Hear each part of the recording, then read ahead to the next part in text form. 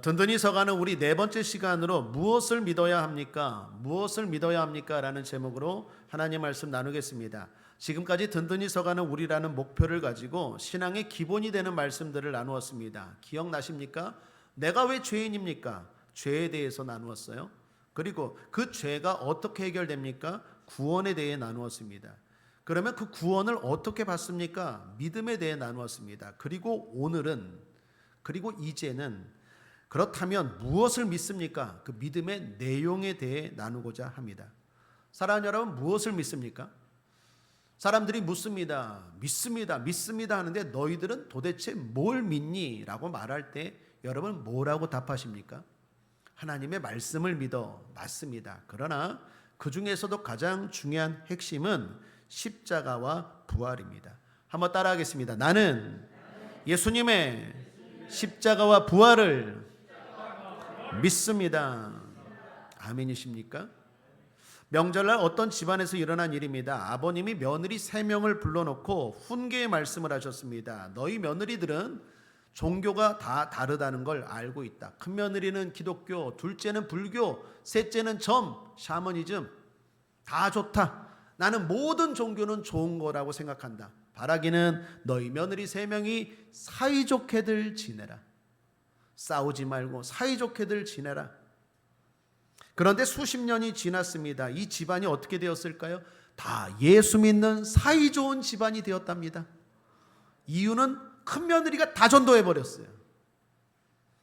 사랑하는 여러분, 큰 며느리는 왜 전도했을까요? 답을 알고 있기 때문이에요. 믿음의 사람들은 답을 알고 있어요.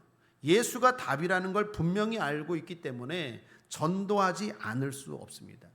여러분, 마치 의사와 환자 간의 관계를 생각해 보십시오. 어떤 의사가 환자들을 다 앉혀놓고 이렇게 말했다고 생각해 보십시오. 여러분, 약은 다 좋으니까 마음대로 드십시오. 싸우지만 말고. 그러면 그 의사는 좋은 의사입니까? 나쁜 의사죠. 약이 다 좋지만 처방을 해야 되잖아요. 사이 좋은 게 아니라 사는 게 중요한 것 아니겠습니까? 예수님만이 우리의 구원이고 예수님만이 생명이고 예수님만이 진리인 줄 믿습니다. 요한복음 14장 6절 주님 말씀하십니다. 예수께서 가라사대 내가 곧 길이요 진리요 생명이니 나로 말미암지 않고는 아버지께로 올 자가 없느니라. 주님 밖에는 없느니라. 자, 그렇다면 왜 꼭 예수님입니까? 도대체 예수님은 어떤 분이십니까? 예수님은 실존하셨던 분입니다. 이것을 역사적 예수라고 말합니다. 다시 말하면 인간 예수님에 대한 자료는 많습니다. 실제로 예수님은 존재하셨던 분입니다. 이것은 예수 믿는 사람들이나 예수 믿지 않는 사람들이나 논란의 여지가 없습니다. 자, 그런데 문제는 그 예수가 왜 구원자가 되느냐는 거예요. 인간 예수가 어떻게 우리의 구원자가 되느냐? 이 부분이 문제입니다. 이런 의심은 예수님을 따랐던 제자들도 있었습니다. 예수님을 따랐던 제자들도 처음부터 예수님이 구원자요 하나님의 아들이라고 믿고 따른 건 아니에요. 그냥 선생, 그냥 랍비, 당시의 선생 정도로 여기고 예수님을 따랐어요. 그런데 문제는 따라다니다 보니까 달라요. 그냥 선생 정도가 아니에요. 그냥 위대한 위인 정도가 아니에요. 말씀이 달라요. 행하는 능력이 달라요. 보여지는 것들이 달라요. 분명히 신적인 모습이 보여져요. 그런데 그때 그 어간쯤에 예수님이 스스로 말씀하셨어요. 요한복음 14장 9절입니다. 함께 읽겠습니다. 시작. 예수께서 가라사대 빌립아 내가 이렇게 오래 너희와 함께 있으되 내가 나를 알지 못하느냐? 나를 본 자는 아버지를 보았거늘 어찌하여 아버지를 보이라 하느냐? 빌립아, 나를 보았으면 아버지 하나님을 본 것이다. 내가 곧 하나님이다라고 말한 거예요. 듣는 제자들 놀라움을 넘어 충격이었어요. 여러분 안 그러겠습니까? 선생으로 여기고 따랐는데 내가 신이다. 내가 하나님이다. 제자들 충격받았어요. 그런데 그 충격이 사실이었어요. 말씀 한마디로 풍랑을 잔잔케 하십니다. 죽은 자를 살립니다. 수천 명을 보리떡 5개 물고기 2마리로 먹이십니다. 행하는 일들 하나하나가 사람이 아니에요. 뿐만 아니라 전하는 말씀이 기가 막혀요. 그냥 지식이 아니에요. 위로부터 내려온, 하늘로부터 온 지혜의 말씀이었어요. 그래서 그때부터 제자들도 예수님을 하나님으로 고백하기 시작합니다. 대표적인 사람이 우리가 잘 아는 베드로입니다. 마태복음 16장 16절에서 베드로가 이렇게 말하죠. 시몬 베드로가 대답하여 가로되 주는 그리스도시요 살아계신 하나님의 아들이시니이다. 이 이야기를 듣고 예수님이 바요나 시몬아 네가 복되도다. 이것을 알게 하니는 사람이 혈육이 아니라 하나님이시다. 너는 복받은 자다. 그래 맞다. 내가 하나님의 아들 구원자다라고 말합니다. 다른 제자들도 다 그렇게 믿고 예수님을 따랐습니다. 그런데 문제는 시간입니다. 시간이 흐르자 제자들의 믿음이 흔들렸어요. 더욱이 결정적인 것은 고난과 죽음입니다. 자신들의 삶에 위험이 다가오자 분명히 예수님은 구원자고 하나님의 아들이라고 믿었던 제자들의 믿음이 흔들리기 시작해요. 무너지기 시작했어요. 그리고 예수님이 십자가에 달려 죽으실 때는 다 도망갔어요. 수많은 기적을 경험했습니다. 수많은 복을 받았습니다. 수많은 은혜로운 말씀, 진리의 말씀을 들었습니다. 그럼에도 불구하고 어려움이 다가오고 위험이 다가오자 다 무너지고 도망갔어요. 사랑하는 여러분, 우리의 믿음도 그럴 수 있어요. 우리의 믿음이 병고침이나 축복이나 은혜이지만, 그렇게 시작할 수는 있지만 진짜 우리의 믿음을 붙잡아주는 핵심이 있어야 되는데 그게 뭡니까? 십자가와 부활이에요. 그렇게 다 도망갔던 제자들의 믿음이 결정적으로 흔들리지 않는 굳건한 믿음이 된 비결이 바로 십자가와 부활입니다. 예수님을 함께 따라다녔던 3년 동안 따라다녔던 제자들도 예수님이 하나님이라는 걸 믿기가 힘들어요. 그만큼 예수님이 구원자 되시다는 걸 믿는다는 건 힘든 일이에요. 그런데 그들의 믿음이 굳건해진 게 바로 십자가와 부활이라는 거예요. 예수님이 십자가에서 죽으셨는데 살아나셨어요. 더 놀라운 건 살아계실 때 그렇게 말씀하셨다라는 거예요. 마가복음 8장 31절입니다. 인자가 많은 고난을 받고 장로들과 대제사장들과 서기관들에게 버림받아 죽임을 당하고 사흘 만에 살아나야 할 것을 비로소 저에게 가르치시되, 살아계실 때 가르쳤어요. 내가 죽임을 당할 것이다. 그리고 사흘 만에 살아날 것이다. 그때는 귀뚱으로 들었어요. 그런데 진짜 죽으시고 살아난 거예요. 바울도 말합니다. 고린도전서 15장 4절에 장사 지낸 바 되었다가 성경대로 사흘 만에 다시 살아나사. 결국 십자가와 부활, 이것이 제자들의 믿음에 흔들리지 않는 굳건한 믿음이 되게 하는 비결이었다라는 것입니다. 그러므로 사랑하는 여러분, 다시 한번 따라하겠습니다. 나는 십자가와 부활을 믿습니다. 그것이 우리 믿음의 근간이 되기를 바랍니다. 그렇다면 여기서 두 가지 질문이 생깁니다. 하나는 왜 굳이 십자가입니까? 그리고 또 하나는 정말 부활은 사실입니까? 라는 질문입니다. 하나씩 살펴보죠.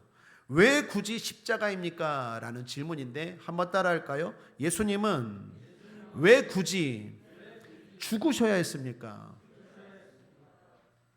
답부터 말씀드리면 공의 때문입니다.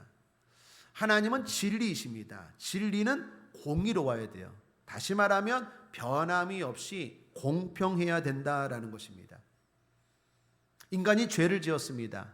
죄를 지었으면 마땅히 대가를 치러야 돼요. 그게 공정이죠. 그런데 누가 죄를 지었는데 저 사람이 나랑 친해, 나랑 같은 사람이야, 나랑 아는 사람이야, 그래서 봐주고, 저 사람은 나랑 친하지 않아, 그래서 엄벌하고, 흔히 말하는 무전유죄, 유전무죄가 되면 그게 공정합니까? 공정하지 않죠. 하나님은 진리이십니다. 그래서 아무리 사랑하는 사람일지라도 죄를 지었으면 대가를 지불해야 돼요. 인간이 죄를 지었습니다. 인간의 조상인 아담과 하와가 에덴 동산에서 선악과, 하나님 말씀에 불순종하여 선악과를 따먹고 죄를 지었습니다. 대가를 지불해야 돼요. 그 죄가 사해지기 위해서는, 그 죄가 구원받기 위해서는 반드시 누군가가 대가를 지불해야 되는데 그분이 바로 예수님이었다라는 거예요. 예수님이 오시기 전에는요, 어떻게 해요? 수많은 동물들이 대신한 거예요. 레위기 19장 22절에 보면 제사장은 그의 범한 죄를 위하여 그 속건제의 수양으로 여호와 앞에 속죄할 것이요 그리하면 그의 범한 죄에 사함을 얻으리라. 수많은 동물들이 피를 흘린 이유는 피를 흘려야 사함을 얻기 때문이에요. 히브리서 9장 22절 하반절 함께 읽겠습니다. 시작. 피 흘림이 없은즉 사함이 없느니라. 중요한 말씀입니다. 피 흘림이 없은즉 사함이 없느니라. 이게 법칙이에요. 진리예요. 내가 죄를 속해지기 위해서, 내 죄가 사해지기 위해서는 누군가 대신 피를 흘려야 돼요. 대가를 지불해야 돼요. 그래야 내 죄가 용서받는 것입니다. 그러므로 예수님이 오시기 전까지는 수많은 동물들, 수많은 양들이 내 죄를, 인간의 죄를 위해서 그렇게 예배 때마다, 제사 때마다 죽어 나간 것입니다. 그러나 이제 하나님 아들 되신 예수님이 십자가에서 죽으심으로 말미암아 내 죄를, 여러분의 죄를 대신 사해 주신 줄 믿습니다. 그렇다면 다른 분은 안 됩니까? 꼭 예수님이어야 됩니까? 예수님 말고 다른 석가모니나 다른 공자나 다른 훌륭한 사람들이 내 죄를 대신 사해 줄 수 없습니까? 없습니다. 왜 안 됩니까? 왜 안 됩니까? 왜 없습니까? 두 가지를 충족해야 돼요. 내 죄를 사해 주려면 두 가지를 충족해야 되는데, 하나는 죄가 없는 분이 내 죄를 대신 짊어져야 돼요. 여러분, 사형수를 생각해 보십시오. 두 명의 사형수가 있어요. 그런데 한 명의 사형수가 자기 친구 사형수에게 말합니다. 내가 네 죄까지 대신 짊어지고 죽을게. 그러면 그 죄가 사해집니까? 사해지지 않아요. 내가 사형수인데, 내가 지금 내 죄로 죽을 사형수인데 내가 누구 죄를 대신 짊어질 수 있어요? 죄가 없는 사람이 죄를 대신 짊어져야 이 죄가 사해지는 거지, 내가 내 죄값으로 죽어야 되는 게 마땅한데 내가 누구 죄를 짊어질 수 있어요? 죄가 없는 분이어야 되는데 이 땅에 죄가 없는 사람이 있습니까? 없습니까? 없어요. 석가모니 위대한 분입니다. 귀한 분입니다. 존경받을 성자입니다. 그러나 죄인입니다. 공자 위대한 분입니다. 성자입니다. 그러나 죄인입니다. 이 땅에 죄 없는 사람이 없어요. 그래서 죄 없으신 하나님의 아들 예수 그리스도가 이 땅에 오신 거예요. 또 하나, 죄를 충족하기 위해서는요, 죽을 수 있어야 돼요. 피 흘림이 없은즉 사함이 없느니라. 내 죄를 대신해서 피 흘려야 되는데 신이 죽을 수 있습니까? 신은 죽지 않아요. 신이 어떻게 죽을 수 있습니까? 그래서 인간의 몸을 입고 예수님이 오신 거예요. 그러므로 예수님은요, 신이시자 인간이십니다. 죄 없으신 예수님, 그리고 나를 위해 피 흘려 죽으신 인간 예수, 그게 바로 십자가입니다. 그 십자가를 내가 믿을 때 내 죄가 사함받고 모든 문제에서 구원받을 줄 믿습니다. 사망에서 구원받습니다. 저주에서 구원받습니다. 질병에서 구원받습니다. 가난에서 구원받습니다. 문제에서 구원받습니다. 십자가는 우리의 구원인 줄 믿습니다. 히브리서 4장 14, 15절 그래서 이렇게 말합니다. 그러므로 우리에게 큰 대제사장이 있으니 승천하신 자 곧 하나님의 아들 예수시라. 우리가 믿는 도리를 굳게 잡을지어다. 우리에게 있는 대제사장은 우리 연약함을 채울하지 아니하는 자가 아니요 모든 일에 우리와 한결같이 시험을 받은 자로 돼 죄는 없으시니라. 죄가 없는 예수님, 하나님 되신 예수님이 우리의 죄를 대신 짊어진 거예요. 오늘 본문 2장 6절 8절입니다. 함께 읽겠습니다. 시작. 그는 근본 하나님의 본체시나 하나님과 동등됨을 취할 것으로 여기지 아니하시고 오히려 자기를 비워 종의 형체를 가져 사람들과 같이 되었고 사람의 모양으로 나타나셨음에 자기를 낮추시고 죽기까지 복종하셨으니 곧 십자가에 죽으심이라. 죽기까지 복종하셨으니 곧 십자가에 죽으심이라. 죽어야 돼요. 내 죄를 대신해서 누군가 피 흘리고 죽어야 사함을 얻는데, 그러기 위해서 예수님이 신이시자 인간의 몸을 입고 오셨다라는 것입니다. 그러므로 신이자 인간인 예수만이 우리의 죄를 사해 줄 수 있고 모든 문제에서 우리를 구원할 수 있는 줄 믿습니다. 그 예수님을 붙들고 기도하십시오. 그 예수님을 붙들고 나아가십시오. 예수님이 우리의 능력이고 십자가가 우리의 능력입니다. 그래서 바울은 말합니다. 고린도전서 1장 18절입니다. 함께 힘있게 읽겠습니다. 시작. 십자가의 도가 멸망하는 자들에게는 미련한 것이요 구원을 얻는 우리에게는 하나님의 능력이라. 믿습니까? 여러분에게 능력은 십자가입니다. 십자가 튼튼히 붙잡고 날마다 이기며 나가시기를 주님의 이름으로 축복합니다. 문제가 있습니까? 어려움이 있습니까? 답이 없습니까? 여러분의 실력과 능력과 지혜로 해결이 안 됩니까? 십자가는 능력입니다.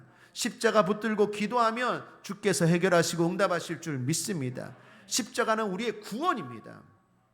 어떤 집사님이 계셨어요. 그런데 그 집사님이 기도를 열심히 하는데 기도할 때마다 주여 주시옵소서, 우리 아들에게 뭘 주시고 우리 손주에게 뭘 주시고 내 남편에게 뭘 주시고 주시옵소서 주시옵소서 주시옵소서 주시옵소서, 그렇게 열심히 기도했더니 옆에서 함께 신앙생활하던 권사님이 그 주시옵소서가 좀 거슬렸나 봐요. 기도가 끝나고 카페에 가서 조용히 이렇게 얘기하다가 그 권사님이 그 집사님에게 조심스럽게 사랑의 마음을 가지고 충고를 했대요. 집사님, 이제 집사까지 되었는데 맨날 하나님 앞에 주시옵소서 주시옵소서 주시옵소서, 그거 유치하게 맨날 주시옵소서만 하면 어떻게, 그 초신자들이나 그렇지 이제 집사까지 되었는데 맨날 달라고만 하면 어떻게 하겠냐고. 이제 직분을 받았으니까 주시옵소서 너무 하지 마 그랬대요. 그런데 이 집사님이 이 권사님의 사랑 어린 충고를 기분 나쁘게 생각하지 않고 잘 받았대요. 잘 새겨들었대요. 그리고 그 다음날 교회 가서 이렇게 기도했대요. 하나님 아버지, 주시옵소서 안 하게 주시옵소서, 주시옵소서 안 하게 주시옵소서. 여러분, 주시옵소서 기도가 그렇게 유치한 기도입니까? 직분자는 주시옵소서 기도하면 안 됩니까? 물론 그 권사님의 마음을 충분히 이해하고 그 충고가 어떤 의도인지는 알아요. 그러나 잘 기억하셔야 돼요.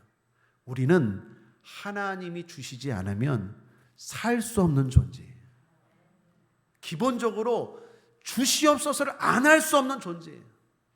목사도 주시옵소서 해야 되고, 권사님도 주시옵소서 해야 되고, 장로님도 주시옵소서 해야 돼요. 하나님의 은혜가 아니고는 한순간도 살 수 없는 존재예요. 어디서 지진이 일어날지, 어디서 다리가 무너질지, 어디서 교통사고가 날지, 언제 내가 죄를 지을지, 어떤 유혹에 내가 넘어갈지 한순간도 하나님이 도와주지 않으면 살 수 없는 존재가 저와 여러분인 줄 믿습니다. 뿐만 아니라 우리 주님은 주시옵소서를 좋아하시는 주님이세요. 주님 달라는 걸 좋아하신다니까요. 오히려 달라고 하지 않는 사람을 싫어하세요. 너는 왜 달라고 하지 않니? 구하라 주실 것이요, 찾으라 얻을 것이요, 두드리면 열릴 것이라. 한 번만 말해도 되는데 3번이나 말합니다. 무슨 말입니까? 제발 구해라. 나는 죽이는 게 좋다, 나는 주는 게 좋다. 여러분, 우리 주님은요, 주신다고 해서 너는 맨날 달라고만 하니 아우 귀찮아, 아우 짜증나, 그런 분이 아니라 주시는 것 자체를 좋아하시는 하나님이세요. 그러므로 사랑하는 여러분, 믿음으로 십자가 붙들고 구하시길 바랍니다. 십자가는 미련한 사람들, 구원받지 못하는 사람들에게는 어리석어 보이지만 우리에게는 능력이에요. 이 땅을 살아가는 능력입니다. 애를 키우는 엄마들 힘이 붙입니까? 답이 안 나옵니까? 십자가 붙들고 아이를 위해서 기도하십시오. 능력입니다. 가정을 이끌어가는 가장들 버겁습니까? 정말 돈 벌기 힘들고 생활하기 힘듭니까? 십자가 붙들고 기도하십시오. 하나님이 그 가정 든든히 세워가실 줄 믿습니다. 질병에 있는 분들 십자가 붙들고 기도하십시오. 문제가 있는 분들 십자가 붙들고 기도하십시오. 그것은 우리를 구원하는 능력인 줄 믿습니다. 히브리서 2장 18절입니다. 자기가 시험을 받아 고난을 당하셨은즉 시험을 받는 자들을 능히 도우시느니라. 주님은 우리를 능히 도우시고 기쁨으로 도와주시는 분인 줄 믿습니다. 자, 둘째로, 그렇다면 부활은 사실입니까? 정말 예수님 부활하신 건 맞습니까? 우리는 아멘 하는데 당시 사람들 그리고 세상 사람들은 그 부활에 대해서 의심합니다. 그리고 또 하나, 기독교를 무너뜨리려면 부활이 거짓이라고 증명하면 기독교는 무너질 수밖에 없어요. 그 말은 기독교의 핵심, 기독교의 기둥은 부활입니다. 예수님은 부활하셨어요. 문제는 사람들이 그 부활이 거짓이다, 가짜다라고 말한다는 것입니다. 그래서 여러 가지 부활에 대한 거짓들을 주장을 하는데, 그 많은 주장들 가운데 그래도 설득력 있는 주장들 세 가지를 소개하면, 첫 번째로는 기절설입니다. 기절설. 예수님의 부활을 못 믿겠어요. 어떻게 사람이 죽었다가 다시 살아나? 못 믿겠어요. 그래서 생각해낸 게 예수님이 죽은 게 아니라 잠깐 기절했다는 거예요. 십자가상에서 잠깐 기절했다가 무덤에서 깨어났다라는 거예요. 무덤은 차지 않습니까? 공기가 차고 향 냄새가 나고, 그리고 시간이 흘러서 너무 십자가의 고통이 심해서 잠깐 쇼크가 와서 기절했다가 무덤에 있다가 다시 살아났다는 거예요. 그때 마침 지진이 일어나서 돌 무덤을 막고 있는 돌이 굴러져서 예수님이 이렇게 걸어 나왔다라는 거예요. 믿습니까? 아멘 안 하시네. 2부 때 믿습니까? 하니까 아멘 한 분 계신데, 아무 때나 아멘 하면 안 됩니다. 그렇게 주장하는 사람들이 있어요. 부활이 거짓이라고 해서. 여러분 어떻습니까? 이게 말이 안 되는 게 몇 가지 좀 반박해 보면, 일단은 로마 군병들입니다. 무덤을 지키던 로마 군인들이 있었어요. 예수님이 정말 기절했다가 나올 때 로마 군인들이 있었는데 어떻게 나왔을까요? 또 하나, 로마 군인들은요, 사형 집행의 전문가들입니다. 십자가에서 기절 정도가 아니라 확실하게 죽이는 사형 집행의 전문가들이에요. 성경에도 보면 예수님이 이미 죽으셨는데도 불구하고 진짜 죽었는지 큰 창을 가지고 마지막에 허리를 확 찔러서 물과 피를 다 쏟으셨다 그러잖아요. 기절한 게 아니라 진짜 죽은 거예요. 그걸 로마 군인들은 전문가라니까요. 그 로마 군인들이 그렇게 죽이고 무덤 앞을 지켰는데 예수님이 기절해서 나왔다? 생각할 수 없어요. 더욱이 예수님의 시신입니다. 죽고 나서 우리가 뭐 하죠? 염하죠? 마찬가지입니다. 예수님도 세마포로 똘똘 묶어놨어요. 요한복음 19장 40절을 보십시오. 이에 예수의 시체를 가져다가 유대인의 장례법대로 그 향품과 함께 세마포로 쌌더라. 예수님이 죽으시고 나서 돌 무덤에 그냥 던진 게 아니라 세마포로 꽁꽁 쌌어요. 우리 장례 때 염하는 거 보면 염하는 분들이 아주 꽉 매잖아요. 예수님의 시신도 꽉 쌌어요. 그런데 예수님이 기절했다고요? 숨 막혀 죽겠네. 십자가에서 죽지 않았다면 숨 막혀 죽었을 것이고, 또 하나, 이 꽉 묶은 염을, 세마포를 어떻게 스스로 풀 수 있을까요? 더욱이 그 세마포가 개어져 있었대요. 요한복음 20장 6절 7절을 보십시오. 시몬 베드로도 따라와서 무덤에 들어가 보니 세마포가 놓였고 또 머리를 쌌던 수건은 세마포와 함께 놓이지 않고 딴 곳에 개켜 있더라. 세마포를 잘 개워놨다라는 거예요. 기절했다가 다시 살아나는 사람이 무슨 경황이 있어서 그걸 푸는 것도 불가능하고 그걸 또 잘 개워놨대요. 말이 안 된다라는 것입니다. 그러므로 기절설은 논리적으로도 말이 안 됩니다. 거짓입니다. 두 번째는요, 예수님의 부활을 믿지 않으려고 하니까 매장 부인설을 주장합니다. 한마디로 매장 부인설은 원래부터 예수님을 돌무덤에 시신을 던지지 않았다는 거예요. 그 근거로 로마 관습을 예로 듭니다. 당시 로마 관습에서 죄수들은 무덤에다가 묻지 않고 그냥 공동묘지, 개인 무덤이 아니라 공동묘지에다가 시신을 던져버렸거든요. 그걸 근거로 예수님은 원래부터 돌무덤에 없었고 공동묘지에 시신이 던져진 거다. 그런데 제자들이 예수님 부활했다라고 거짓말한 거다라고 말합니다. 무덤 자체가 비어 있었다라는 걸 말하는 거예요. 여러분, 이거에 대해서는 어떻습니까? 믿습니까?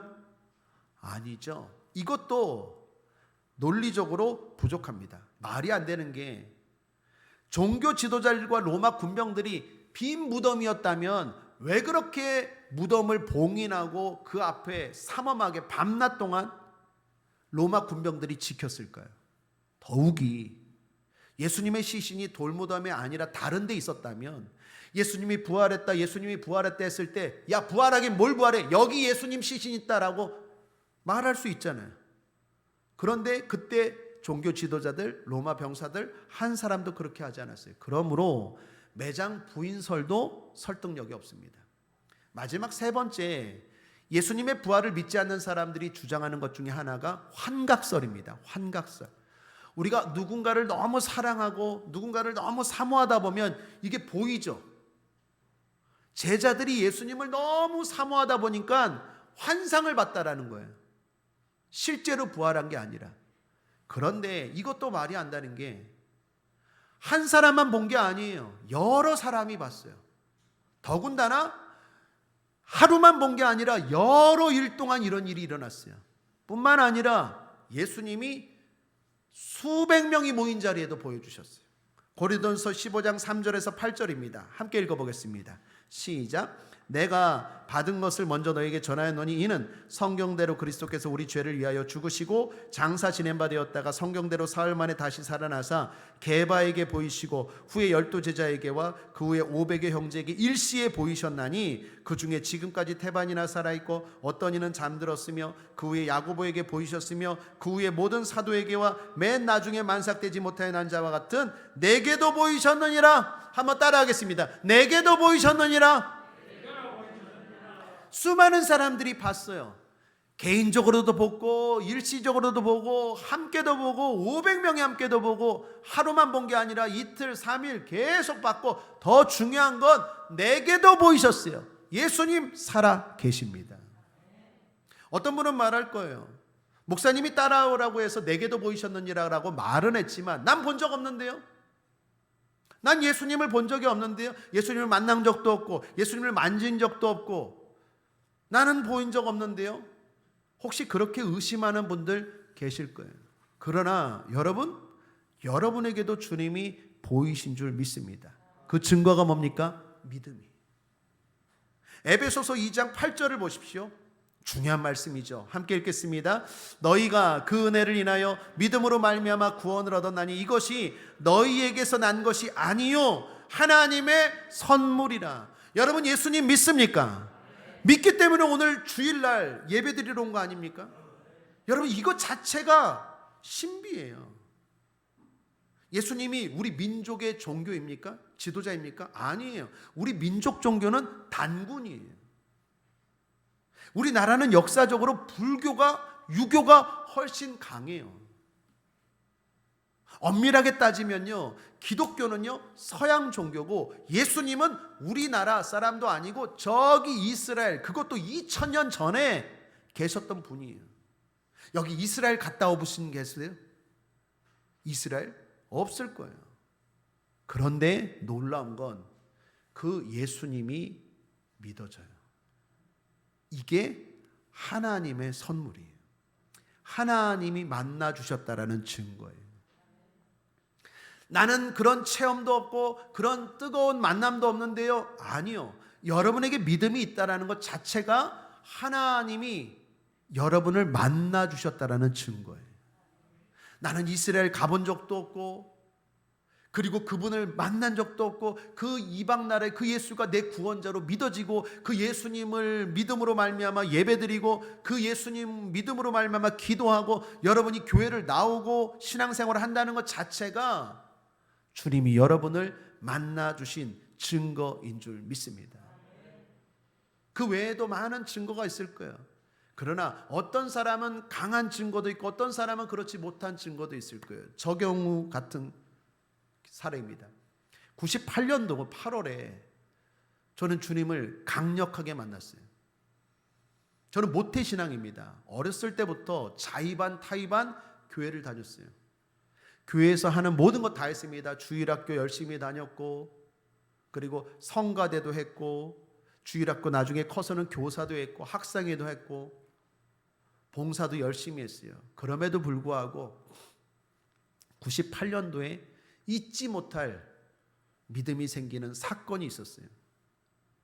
뭔가 세상적인 문제 때문에 하나님 앞에 기도했는데 갈급해서 기도원에 올라갔어요. 그게 오살리 기도원이었습니다. 오살리 기도원에 올라갔는데 거기에 금식성회, 여름에 금식성회들 많이 하더라고요. 그래서 저도 어차피 기도할 것, 제 인생의 중요한 결정을 하는 상황이었기 때문에 하나님 앞에 일주일 동안 금식하고 기도하자. 그리고 금식했어요. 대성전 가보시면 알겠지만 오살리 기도원 대성전 맨 앞에 바닥에, 그것도 사모하는 마음으로 맨 앞에 앞줄에 앉아갖고 모든 예배 뜨겁게 드리고 간절히 기도했어요. 하나님, 내 인생을 인도하여 주옵소서. 이 문제를 해결하여 주옵소서. 그때 대학원 다닐 때인데 대학원 이 문제 어떻게 해야 됩니까? 고민하고 하나님 앞에 기도했는데 한 3일째 되는 날 갑자기 그 수천 명, 거의 10,000명 가까운 사람들이 통성으로 기도하는데 소리가 하나도 들리지 않고 하나님의 음성이 들리는 거예요. 나에게. 마치 소음, 우리 요즘 뭐 블루투스 이어폰에 하면 음소거인가요? 밖에 소리 안 들리는 거? 뭐라 그러죠? 그런 것처럼 다른 사람의 소리는 하나도 안 들리고 하나님의 음성이 조용하게 나에게 들리는 거예요. 뭐라고 말했을까요? 내가 너를 사랑하느니라. 음성이 들려요. 그때 제가 뭐라고 했을까요? 아멘? 아니요. 당근이죠. 그랬어요. 오늘날로 말하면. 제가 모태신앙이라니까요. 하나님이 날 사랑한다는 거 수도 없이 배우고 들었어요. 주일학교 교사 선생님들이 하나님은 널 사랑해, 하나님은 널 사랑해 노래도 불렀고, 그래서 별로 마음에 감동이 없었어요. 당연하지, 하나님이 날 사랑하는 거 알아요. 그런데 지금 문제는요, 내 문제 이거 어떻게 해결합니까? 주님 도와주세요, 주님 도와주세요. 그런데 그렇게 또 한참 기도하는데 또 음성이 들려오는 거예요. 주변이 조용하면서 또 한 번 주님이 말씀하세요. 뭐라고 말씀하셨을까요? 내가 너를 사랑하느니라. 여러분은 또 아멘 하시네? 나는 당근이지요 했다니까요. 안다니까요. 하나님이 날 사랑하는 거 내가 알죠. 내가 주일학교도 열심히 다녔고 모태신앙이라니까요. 학습도 받고 세례도 받은 모태신앙이에요. 다 알아요. 그렇게 또 기도하는데 세 번째, 내가 너를 사랑하느니라. 그 말씀 앞에 제가 완전 무너졌어요. 여러분, 내가 너를 사랑하느니라, 그 별거 아닌 말이죠. 그런데 이 말을 하나님이 하시면 별거 같아요. 제가 그때 그 말씀의 능력을 조금 경험했어요. 말씀은 살아 운동력이 있어. 우리 영과 혼과 골수를 쪼개기까지 한다 그러잖아요. 세 번째 그 말씀이 들려오는데 그 말씀이 머리부터 내 온 몸을 휘감는데 막 깨달아지는 거예요. 전능하신 하나님이 벌레만도 못한 너를 사랑한다는 게 그게 당연한 거니? 그게 그렇게 하찮은 진리야? 우주 만물을 지으신 하나님이 나 같은 것을 사랑한다는 게 이게 너무 가볍게 생각한 거예요. 그게 얼마나 놀라운 일이고 얼마나 놀라운 사건인지 깨달아지는데 그 말씀 앞에 제가 꼬꾸라졌어요.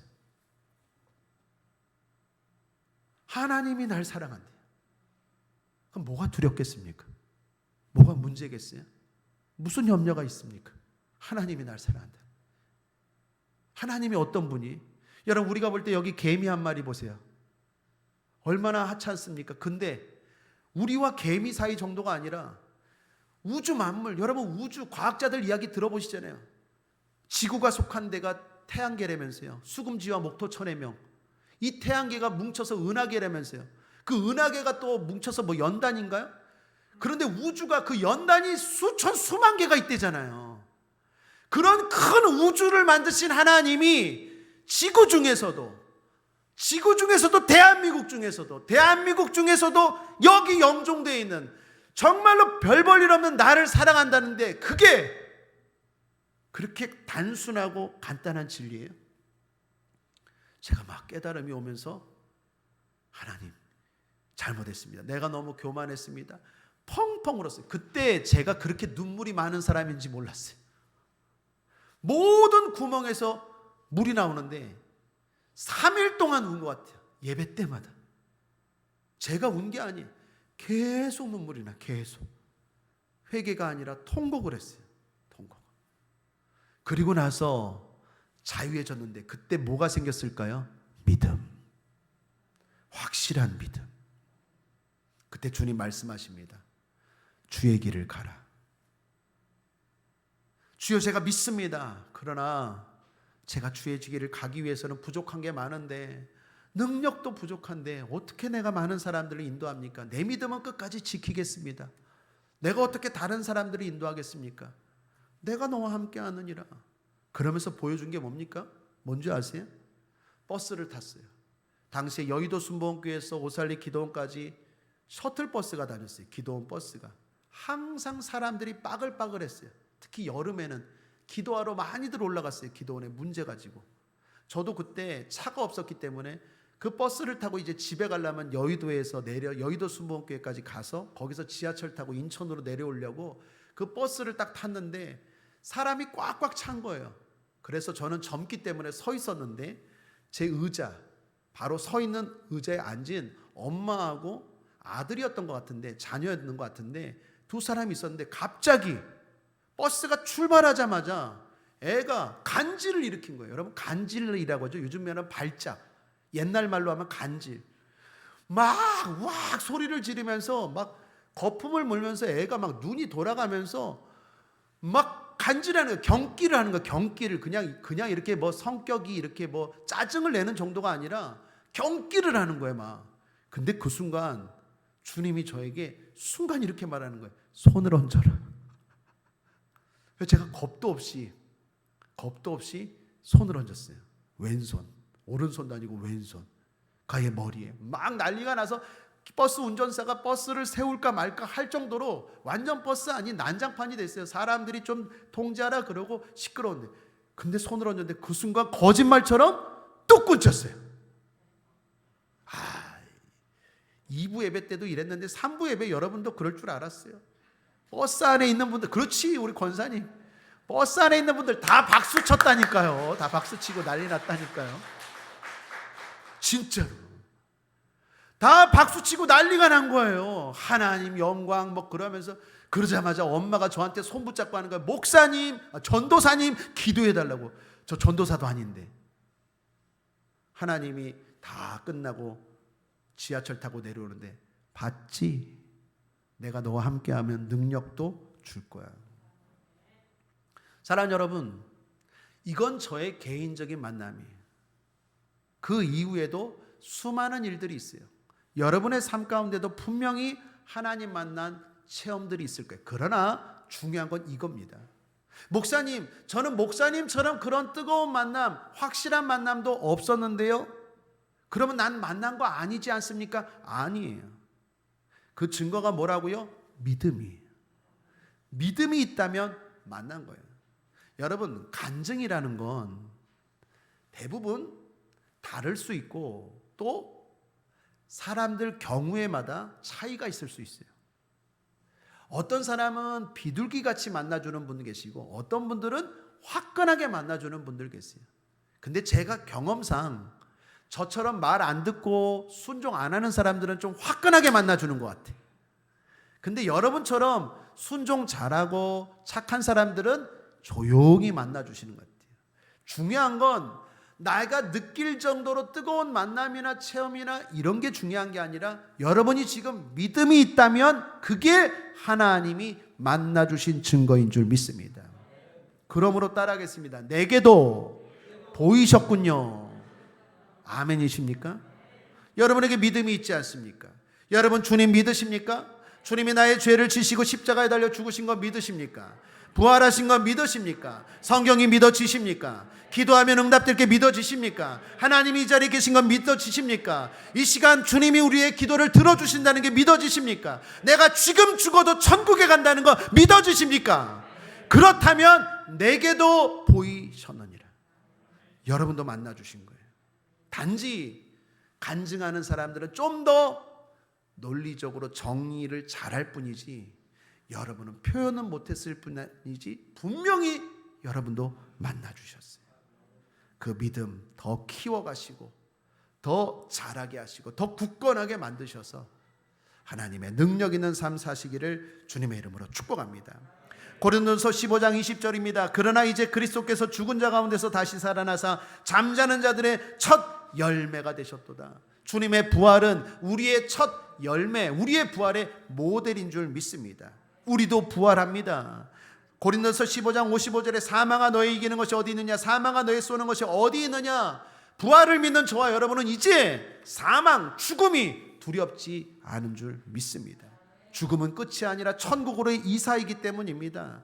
고린도서 15장 12, 13절 그리스도께서 죽은 자 가운데서 다시 살아나셨다 전파되었거늘 너희 중에서 어떤 사람들은 어찌하여 죽은 자 가운데서 부활이 없다 하느냐. 만일 죽은 자의 부활이 없으면 그리스도도 다시 살아나지 못하셨으리라. 부활은 있습니다. 주님 살아나셨습니다. 제가 장례 때마다 설교할 때 이렇게 이야기하죠. 인도의 능수해안에 가면 석가모니의 무덤이 있습니다. 중국의 산둥성에 가면 공자의 무덤이 있습니다. 사우디아라비아 메카에 가면 이슬람의 창시자 마호메트의 무덤이 있습니다. 그러나 예수님의 무덤은 없습니다. 기독교는 부활의 종교, 기독교는 생명의 종교입니다. 무덤 자랑하는 종교가 아니라 오히려 빈 무덤, 살아계신 주님 자랑하는 종교가 기독교인 줄 믿습니다. 성탄절과 부활절을 다 지키는 종교는 기독교밖에 없습니다.